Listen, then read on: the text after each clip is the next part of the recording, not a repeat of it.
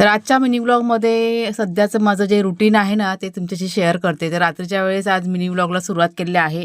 सगळं घरातलं काम आटपून झाल्यानंतर मिरची साफ करायला घेतली आहे. उशिरापर्यंत मी मिरची साफ करत होते आणि सकाळी पुन्हा लवकर उठून म्हणजे 5:30ला उठून आता इथे पुन्हा आम्ही मिरची दोघंजण साफ करत आहोत. म्हणजे लवकरात लवकर मसाला आपला तयार करायचा आहे ना, त्याच्यामुळे जितक्या लवकर करता येईल तितके सगळे प्रयत्न केले आमचे चालू आहेत.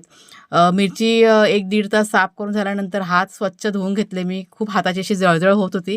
त्याच्यानंतर नाश्त्याची तयारी. तर नाश्त्यामध्ये आज धिरडी बनवायला घेतलेली आहे आणि चुलीवरतीच करायला घेतली. चुलीवरती ना चवीमध्ये की नाही खूप फरक पडतो आणि आवडते आम्हाला. तर कुणाल जेव्हा जात होते बागेमध्ये काम करायला, त्यांना म्हटलं आधी नाश्ता करून घ्या आणि मग तुम्ही बागेत जा.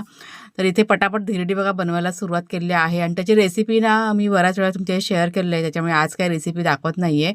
कुणाल जेव्हा नाश्ता करायला बसले आणि त्याच्यानंतर कुणालला पण नाश्ता करायचा होता, पण कुणालने इथे देवपूजा करायला घेतली. त्याने सगळं करून घेतलं आणि मग कुणालने सुद्धा नाश्ता इथे करून घेतलेला आहे.